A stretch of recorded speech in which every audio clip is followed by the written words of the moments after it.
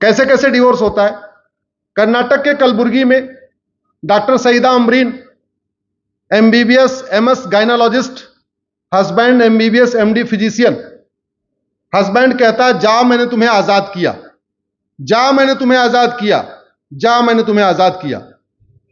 Doctor Saeeda Amreen काजी के पास गई, बोले हमारे हस्बैंड ने ऐसे बोला कि 3 बार बोला जाओ आजाद किया, आजाद किया, आजाद किया, क्या करूं। बोले तुम आजाद हो गई, जाओ।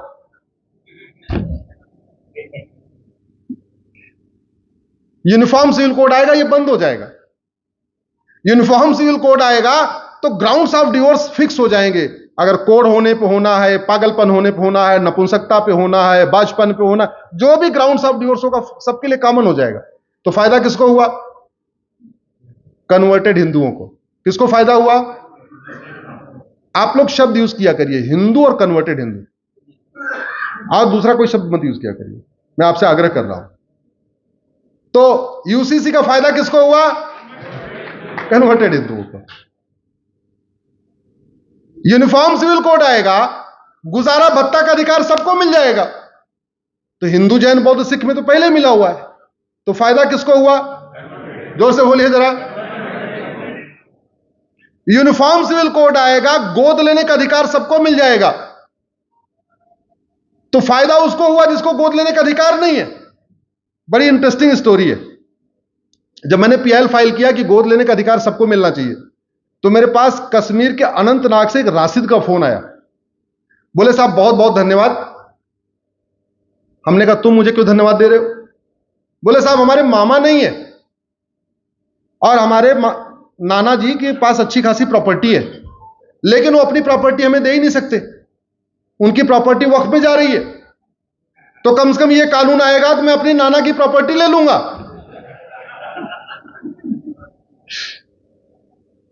तो अगर यूनिफॉर्म सिविल कोड आएगा,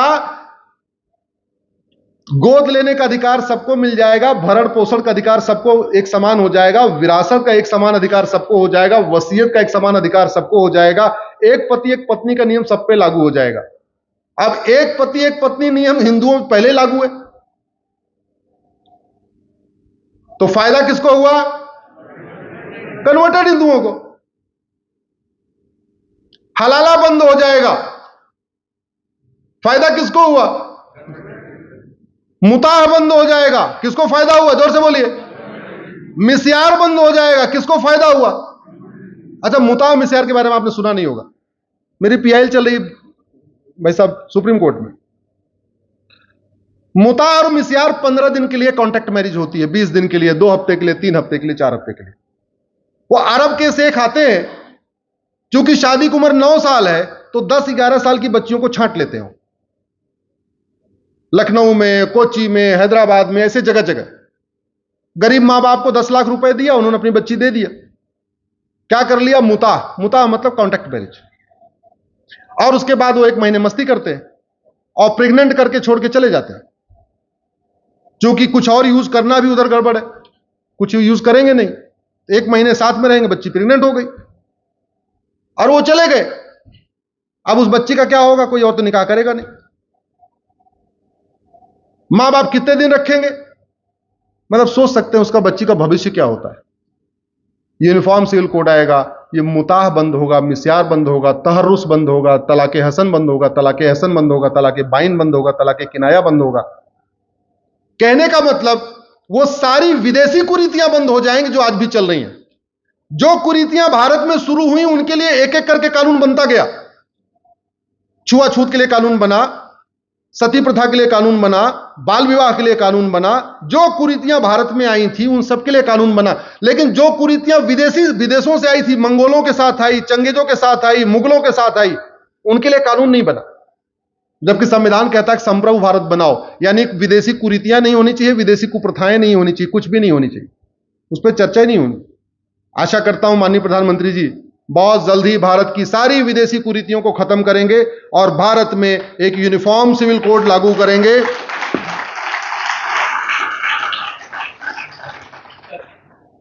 अच्छा, आप ये देखो, हमको लोग कहते हैं कि नहीं नहीं मत केवल हिंदुओं का। अब ये बताओ, इस पीआईएल से हिंदुओं को कोई फायदा है क्या? जितनी सारी मैंने पीआईएल फाइल कर दिया, मैं किसके लिए लड़ रहा हूं? कन्वर्टेड हिंदुओं की। किसके लिए लड़ रहा हूं? कन्वर्टेड हिंदू के लिए। लेकिन लोग मेरे ऊपर आरोप लगाते हैं मैं तो हिंदू के लिए लड़ रहा हूं। भाई उनकी समस्याएं अगर खत्म होगी, हाँ एक फायदा, अच्छा जनसंख्या नियंत्रण कानून का फायदा किसको होगा? अरे हिंदू तो पहले हम दो हमारे दो कर रहे हैं, तो अगर हम दो हमारे दो सबके दो लागू हुआ तो किसका विकास होगा? जोर से बोलिए जरा। किसका कुपोषण खत्म होगा? किसकी बीमारी खत्म होगी? किसकी गरीबी खत्म होगी? किसकी भी बेरोजगारी खत्म होगी? आज समझ में आया ऐसा नहीं है, हमारा नेता इफेक्टिव है। अश्विनी जी को बंद कर दिया था आवाज उठाने, वो भी हिंदू के लिए आवाज उठाएगा उसको बंद कर दिया जाएगा, मुकुल शर्मा हो या अश्विनी पाटिल। एक बात मैं आपको बता दूं, पेट में न कोई हिंदू होता है, न मुसलमान, न पारसी, न ईसाई। मां के पेट में वो भ्रूण होता है। 6 महीने तक केवल वो भ्रूण होता है। 6वें महीने के बाद वो सुनना उनना शुरू करता है। 6वें महीने के बाद उसके अंदर अंश आना शुरू होता है कि वो हिंदू आगे बनेगा या मुसलमान या पारसी ईसाई, क्योंकि मां के कान के जरिए सुनना शुरू करता है। मां जो भोजन करती है उसका असर उस पर शुरू हो जाता है। लेकिन एक्चुअल में वो हिंदू बनेगा या कन्वर्टेड हिंदू बनेगा, ये पैदा होने के बाद शुरू होता है। अगर हम अपने घर में, जैसे मैं हनुमान जी की पूजा करता हूं और मैं रोज अपने बच्चे के कहूं केवल हनुमान जी ही पूजा योग्य है, हनुमान जी के अलावा कोई भी और पूजा योग्य नहीं है, तो मेरा बेटा ही रेडिकल हो जाएगा। मानते नहीं मानते? सनातन धर्म लिबरल क्यों है? इसलिए लिबरल है कि कभी हम ये नहीं कहते केवल शंकर जी ही पूजा योग्य हैं। जैन कभी ये नहीं कहते केवल भगवान महावीर की ही आराधना होनी चाहिए। बौद्ध कभी ये नहीं कहता गौतम बुद्ध की पूजा होनी चाहिए। सिख कभी ये नहीं कहता केवल गुरु ग्रंथ साहिब को ही पढ़ो। वैष्णव कभी ये नहीं कहते केवल भगवान विष्णु की पूजा करो। शैव कभी ये नहीं कहते केवल भगवान शंकर की पूजा करो। शाक्त कभी ये नहीं कहते केवल मां दुर्गा की पूजा करो। एक बार हालांकि पहले युद्ध हो चुका है, 9वीं शताब्दी में हो चुका है दक्षिण भारत में। इसी बात को लेकर लड़ाई हो गई थी कि शंकर जी आदिदेव हैं या विष्णु जी आदिदेव हैं। बकायदा युद्ध हो गया था। हालांकि युद्ध खत्म हो गया, उसके बाद ये लड़ाई कभी हुई नहीं। यहां जो पूरी दुनिया में लड़ाई चल रही है इसी बात की तो चल रही है। क्या चल रही है? ला इलाहा इल्लल्लाह, अल्लाह के अलावा रेडिकलाइजेशन की जड़ यहां पे है। आप इस बात को समझिए। हम अपने ही घर में अगर यह सिखाना शुरू कर दें only Hanuman ji should be worshipped, हमारा बच्चा रेडिकल हो जाएगा। हम लिबरल इसलिए हैं, पिताजी शंकर जी की पूजा करते हैं, माताजी दुर्गा जी की करते हैं, हम हनुमान जी की करते हैं, पत्नी जो है गणेश जी की करती है, कोई किसी की करता है, कोई किसी का करता है, सबका करते रहते हैं, इसलिए हम लिबरल। तो अगर हम वास्तव में चाहते हैं भारत में प्राणियों में सद्भावना हो, तो सबसे पहले भारत के मुगलिया स्कूल बंद करने पड़ेंगे, मदरसे बंद करने पड़ेंगे, जहां सबसे ज्यादा नफरत सिखाई जाती है। उसके बिना कुछ नहीं होगा। आप योजनाएं बढ़ा के, मकान देके, मुद्रा लोन देके, बाकी योजनाओं के जरिए आप नफरत नहीं रोक सकते। नफरत रोकने का सबसे प्राइमरी तरीका है आप primary education system, uniform education system लागू करिए। 1 nation 1 education board, 1 nation 1 syllabus, 1 nation 1 curriculum. सब अपनी अपनी मातृभाषा में पढ़े। गुजरात वाला गुजराती में पढ़े, महाराष्ट्र वाला मराठी में पढ़े, तमिलनाडु वाला अपनी भाषा में पढ़े, लेकिन सिलेबस और करिकुलम कॉमन हो। अब कुछ लोग कहेंगे कि भारत में तो लिखा हुआ है कि रिलीजियस किताब पढ़ाई नहीं सकते। हाँ बिल्कुल सही है, संविधान कहता है रिलीजियस किताब नहीं पढ़ा सकते।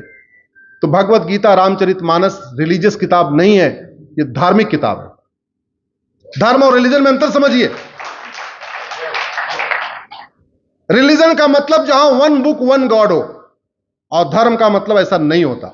रिलीजन में सिंगल वे होता है, 1 वे एंट्री होती है। आ गए तो आ गए, निकलोगे तो गला काट दिया जाएगा।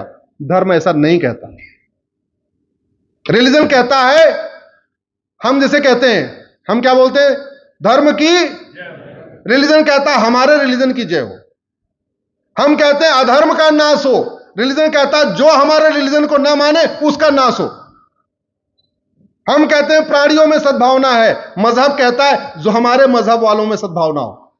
हम कहते हैं विश्व का कल्याण हो, मजहब कहता है हमारे मजहब वालों का कल्याण हो। ये डिफरेंस है। तो भगवत गीता विधायक जी, रामायण, रामचरितमानस, इसमें कहीं नहीं लिखा हुआ है हिंदू बन जाओ।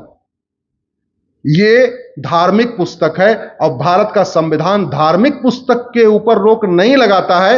यह अलग बात है कि गड़बड़ी के कारण हमारे जजों ने धर्म को रिलीजन समझ लिया, रिलीजन को धर्म समझ लिया। और जजों ने क्यों समझ लिया? पिताजी उनके बैरिस्टर थे अंग्रेजों के जमाने में, तो उन्होंने पूरी अंग्रेजी की पढ़ाई पढ़ी। दादा बैरिस्टर थे, पिताजी बाद में जज हो गए, वो खुद भी जज हो गए, पढ़ाई उनकी पूरी कॉन्वेंट की है। धर्म और रिलीजन के अंतर को तो उन्होंने समझा ही नहीं।